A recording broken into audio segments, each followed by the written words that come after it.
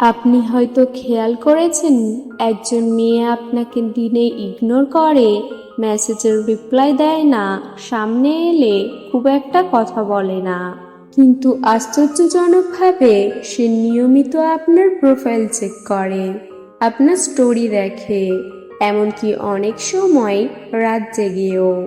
এটা কি শুধু কাকতালীয়, নাকি এর পেছনে লুকিয়ে আছে গভীর কোনো মনস্তাত্ত্বিক কারণ?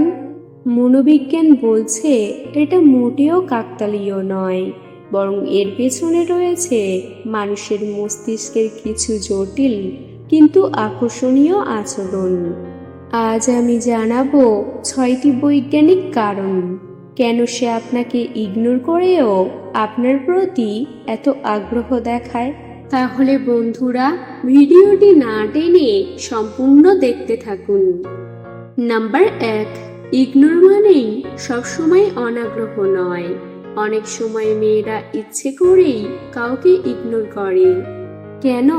কারণ তারা নিজের অনুভূতিকে লুকাতে চায়। মনোবিজ্ঞানে একে বলে ডিফেন্স মেকানিজম। নিজেকে আঘাত থেকে বাঁচানোর জন্য মানুষ তার আসল অনুভূতি আড়াল করে। সে হয়তো আপনাকে পছন্দ করে কিন্তু ভয় পায় আপনি যদি তাকে গুরুত্ব না দেন, বা সে যদি কষ্ট পায়, তাই সে বাইরে থেকে দূরে থাকে, কিন্তু ভেতরে ভেতরে আপনাকে নিয়ে ভাবতে থাকে। নাম্বার 2, রাতের নিঃশব্দ সময়ে সত্যিকারের অনুভূতি জেগে ওঠে। দিনের বেলায় মানুষ ব্যস্ত থাকে, কাজ, বন্ধু, পরিবার, কিন্তু রাত হলো সেই সময় যখন মস্তিষ্ক শান্ত হয় এবং চাপ কমে যায়। তখনই আসলে অনুভূতি প্রকাশ পায়। তাই সে দিনে আপনাকে ইগনোর করলেও রাতে যখন একা থাকে আপনার কথা মনে পড়ে, আপনার প্রোফাইল দেখতে ইচ্ছে করে। এটা সম্পূর্ণ স্বাভাবিক একটি মানবিক আচরণ।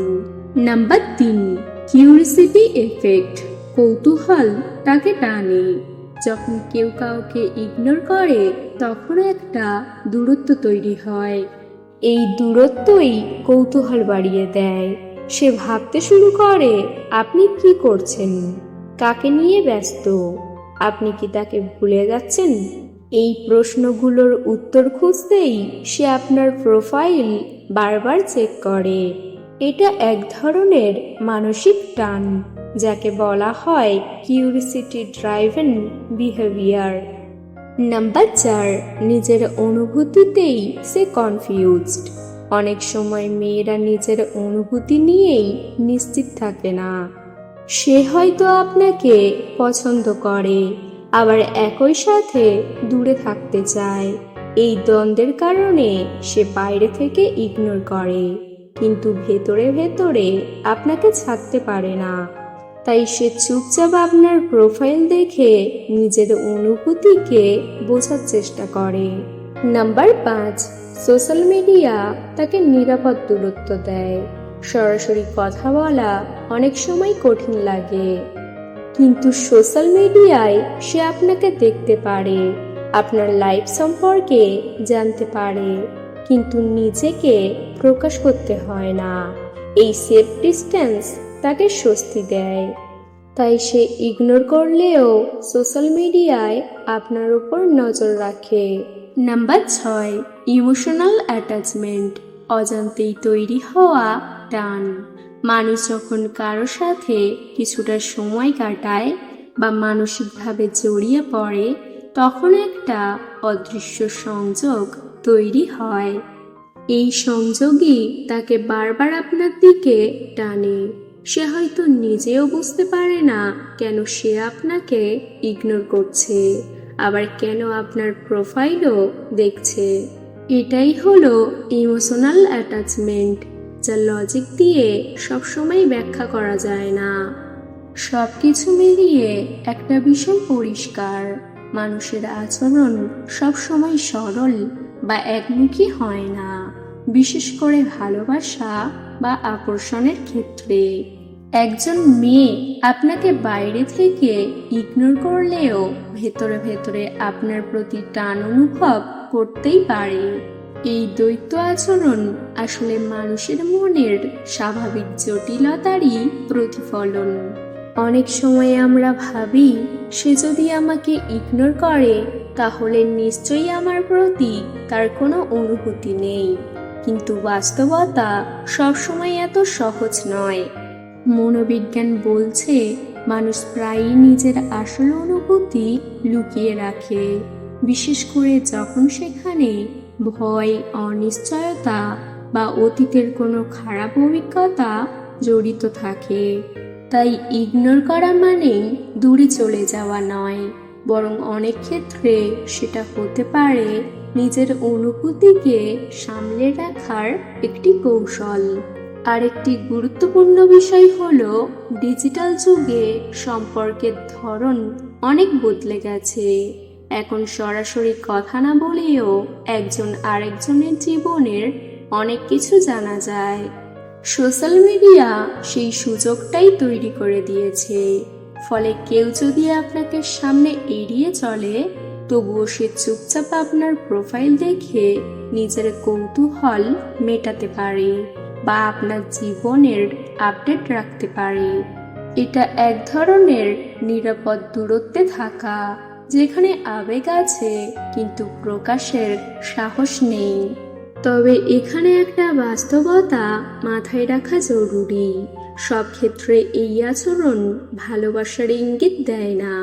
কখনো কখনো এটা শুধুই কৌতূহল, অভ্যাস বা সাময়িক আগ্রহ হতে পারে। তাই শুধুমাত্র প্রোফাইল দেখা বা স্টোরি দেখা দেখে বড় কোনো সিদ্ধান্ত নেওয়া উচিত নয়। সম্পর্ক বোঝার জন্য সবসময় পুরো আচরণ এবং ধারাবাহিকতা লক্ষ্য করা দরকার।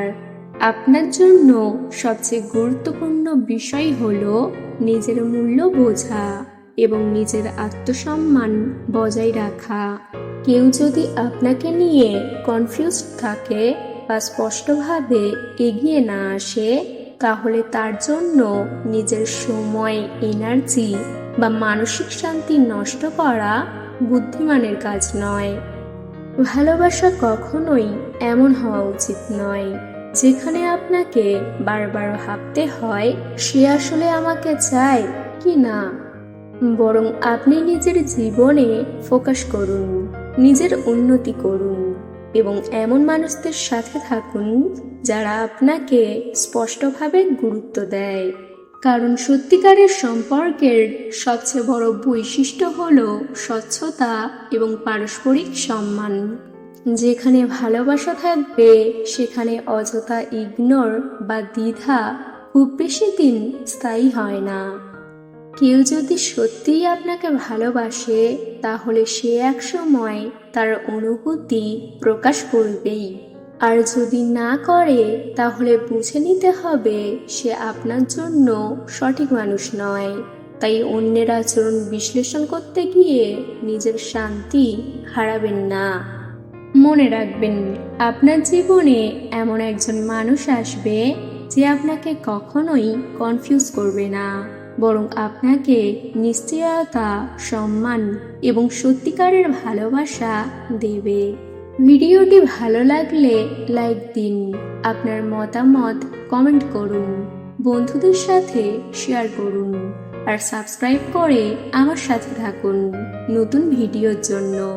ভিডিওটি সম্পূর্ণ দেখার জন্য ধন্যবাদ। সবাই ভালো থাকবেন এবং প্রিয় মানুষটার খেয়াল রাখবেন।